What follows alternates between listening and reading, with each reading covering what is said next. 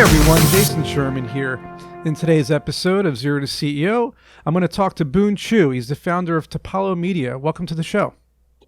Thank you, Jason. Thanks for having me. Yeah, and we're going to talk about a really interesting topic that a lot of people who are watching or listening are going to want to hear and listen to this. It's how startup founders can choose the right team to validate, develop, and launch their business app. Now, when we talk about validating, developing, and launching, those are three different things. So I want to kind of break this up into those three pieces. A lot of people ask me, hey, how do I validate my concept? And I have my methods. I want to hear yours. So if someone is a brand new entrepreneur, they've never done this before, what are the top three things you would tell them to do in order to validate their concept? Yeah, I think that it depends on the idea. Some ideas are already validated by some other people, right? In fact, most of the ideas are probably have been done by someone at some point. So you kind of want to look into those things. For example, if you are going to create an app, you can go on, or you can hire a team to go on, the App Store, look for similar apps, and you can see how people react to those apps. So having sort of the historic data on, how people react to the things that you're doing that's similar to what you're going to be doing is one way to validate things. So you're talking about building a better mousetrap, basically. Building a better mousetrap, but also validating that the product market fit is there, right? If your idea is brand new and that no one has done before, then you kind of have to use a different way than versus if your idea is just a better version of something else. If your idea is a better version of something else, then you can look at the existing app that is out there, or existing platform that's out there, and you can see what kind of complaints people have towards it, and kind of validate that way. If your idea is brand new, yeah. So it's kind of like, again, like seeing what they're doing wrong, and then you're not doing it that way. So you're basically fixing the problems that they've caused. Yeah. The thing is, we have to look into the purpose of doing validation. The reason for us doing validation is we want to make sure we are building the right thing for the right audience, right? But the other thing that is really important with validation is how big is the audience? Because you don't want to end up building something that is too small.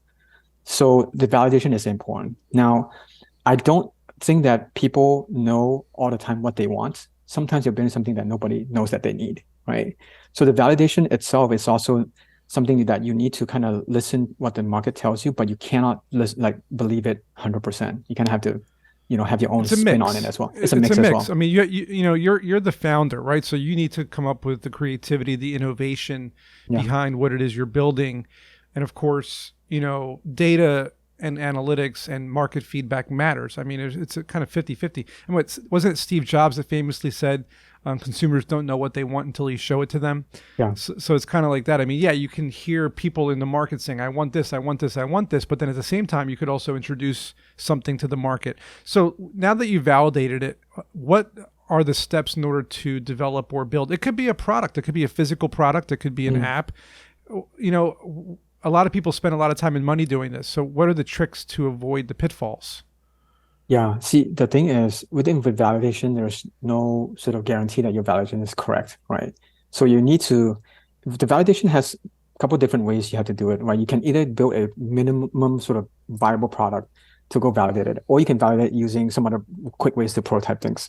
Now, assuming you validated that, the idea that you have, the next step is really to turn it into a physical thing that people can use, right? So now the question becomes how do you, how much money do you put into it? How much fun do you put into it? The thing is, validation is not just a one-step thing. You have to keep on validating things. In order for something to be good, you have to constantly be validating new ideas that you have to make the idea, to make the thing that you're building better and better. So do you do that by having a beta pool of people? So let's say 100 to 500 people testing your app, and then you build a new feature, you push it out to them on Test Flight or whatever and say, hey, test this new feature, let us know what you think? Or is it maybe asking them ahead of time with a survey, hey, here's 5 new features we want to build. Which one of them do you think is best right now? Or which one do you want to try first? Yeah, you can actually, the one approach I like to do is to really build the minimum core set of features into the app.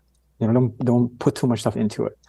Once you have the minimum core set and you put it out, if people really like it, they're going to come back and complain to you what's missing in the app. Right. So if you hear enough things that are missing, you're going to hear maybe 1 or 2 ideas the things that are missing in the app that is sort of the overwhelming complaint from people. Then you build that. So that's Right. one way to do it, right? Because you know they come back with pain points. And we're But facing that right now. yeah, exactly.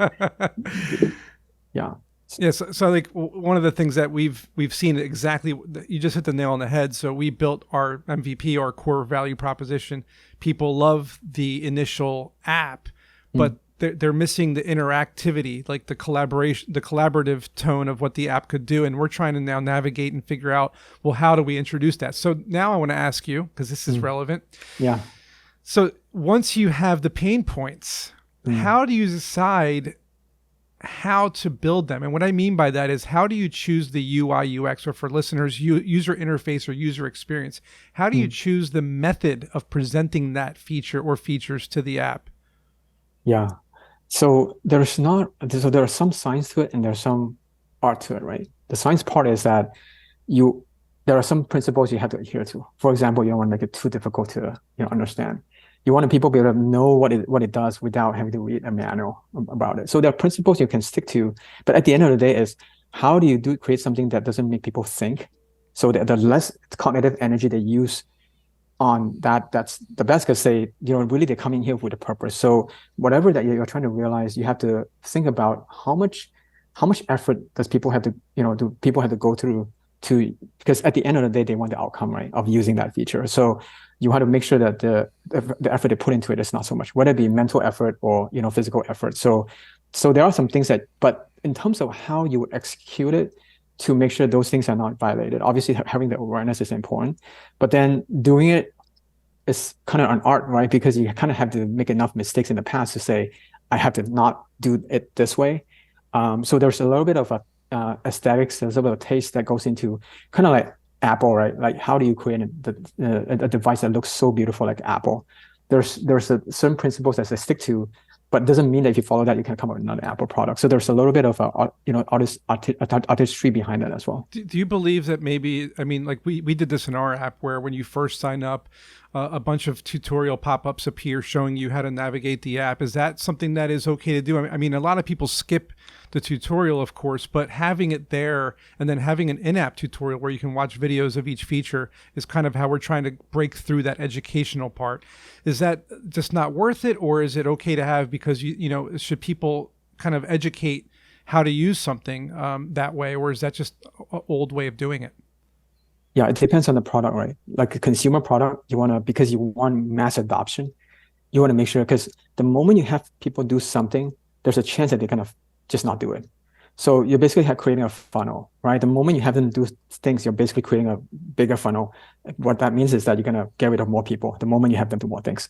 So I would say that for consumer product, you want to make sure that there's little effort. So maybe there's some onboarding screens. When they go in there, when they first sign up, you can quickly show them how to use the app in a proper way. And then you just kind of leave them on their own. And then you observe behind the scene, put analytics and observe behind the scene if people have problem using, the app. So that's one way.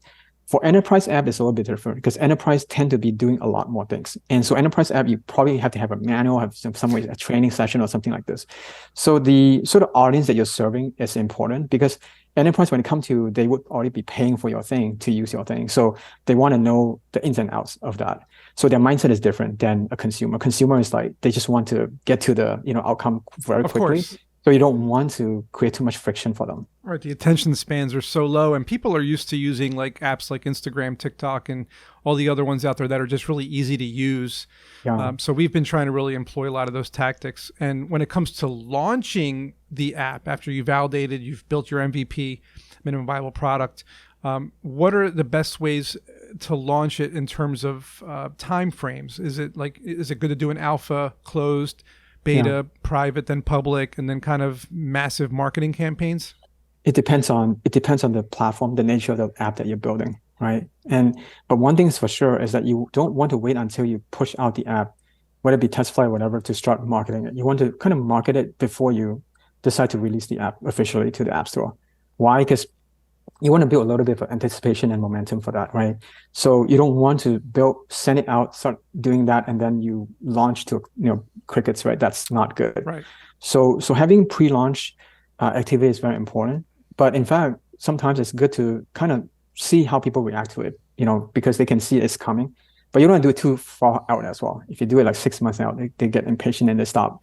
Pay attention. There's a little bit of art and science there, right? So yes, definitely do pre-launch, beforehand. But again, it depends on the nature of the app. Different app has different sort of dynamic, different sort of, sort of interaction that goes into it. So you can't use the same strategy for different things, Makes sense. I mean, yeah, it's tricky because if you launch too early, people are going to complain, right? If you launch too late, then you're not going to have enough people, and then you have that chicken and the egg syndrome. So let's circle back around to the topic, which is how to choose the right team. Now that you've validated, developed, and launched, I'm assuming you've done this with a team. So if you're a first-time founder, how do you attract talented individuals with different skill sets to join you to make your vision come true? Yeah, initially, I think, so this is one approach that I have tried, many different approaches. I think this is the best approach, right? As a founder, you forming a team, a full-time, especially the team is going to be likely be full-timers. I think it's going to be less advantageous. Again, it depends, right? But most of the time I would say it's less advantageous to build a team right out the gate because it's fixed payroll that you're paying. What if you need to throttle? What if you need 10 people right now and then 6 people next, 2 months later? It's a little harder to do. So it's better to go to, someone like sort of an outsourcing solution to do it initially. Now, the tricky thing with outsourcing solution is there's no alignment there, because what I mean by alignment is that they want your cash. They don't want any of the risk, right? So if you fail, they have no consequence at all. So what I mean by that is if you pay someone to go do your app, it's actually a bad idea. Because when they get your money, whether it be a full-timer, even a full-timer, it's the same thing. There's no alignment there. They just want your cash.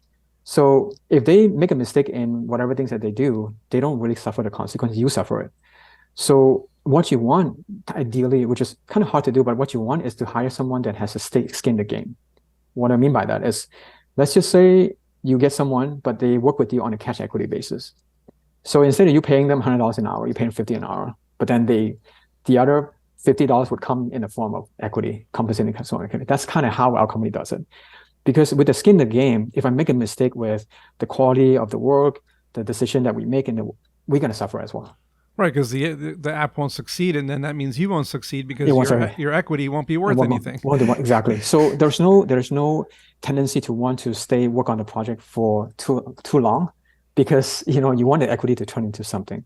You hire an agency, they would want to just kind of bleed you dry because they want to work on your app for as long as they can. So there's really no incentive for them to launch the app in 5 months, 6 months, because the longer they work, the more cash they get. So I think going to outsourcing, whether it be in local or even international, like India and other places, is a bad idea, because not only is it hard for you to vet their ability, by the time you vet it, it's probably a month or two. Like you want to spend money. There's the alignment is not there in terms of the desire to make it successful. Makes a lot of sense. And to close things out, I want to know your secrets to getting your app featured by Apple. Yeah, so very good question. So you have to kind of know what they're thinking about, right? So at the end of the day, they want to sell more iPhones and, having people download more iOS. That's what they have in mind. So one of the things you want to do is to say, what are the new features that just came out in iOS 14, for example, or, whatever version that is. You try to implement those features. Then you have a higher chance. Why? Because you want people to see those new features showing up in apps. So you kind of look at those. So we're really stepping into their shoes and say, for example, we have one app that actually went into the commercial, right? Which is super difficult to do. I mean, being featured is one thing, but going into an Apple commercial is a very difficult thing to do. Now, the reason why our app got picked, so it was an education app that we built, because Apple was trying to push iPad as an education tool. So when they saw our app and it was done for education, they picked us and then they put us in our commercial. So again, it's really all about how they can benefit. So if you sort of put yourself in their shoes and you say, okay, I think they want to see all these new features and they want whatever. So if you know what they want, then you can prime yourself for that. Yeah. What if you just start doing that and they just never feature you? Then it's just kind of like you're kind of building stuff that you didn't want to build. You're building it just for the sake of trying to get featured. Yeah, definitely. I think it's it could derail you, right? It could and cannot, right? So you want to make sure the principle of you building the app is always to serve the market. But the featuring part is actually goes hand in hand with you serving the market. As in, you got to create something that is very elegant, beautiful, right? So one being that you don't want to go crazy and start doing ways that Android is doing. And when you do things that the way Android is doing, Apple is not going to, there's a lower chance that they might feature. So there will be some decisions you can make based on that. But most of the time, you will not make that as a first principle. I want to get it because like you say, it may not happen, right? But many apps are successful without Apple's featuring you. Apple feature. Why? Because even if they feature you, you're going to see a spike in attention, like in people knowing about your app, and then it's going to die down. It's not going to be there forever. Correct. So making decisions based on the need to get that spike is not a smart thing to do. So my thing is, when we do it, we always put in quality mindset into it, and the chance of us being featured is higher, but it's not guaranteed for sure. Makes sense. Yeah. And where can people find out more about what you guys do? So they could go to our website, tappollo.com, tappollo.com. And they can also email me at boone@tappollo.com, and I can, guide them in the proper way. Yeah. Sweet. This was informative. Hopefully I can use some of this in what I'm doing and people listening or watching. Thanks again. Appreciate it, Boone. And as always, we'll see you guys in the next episode.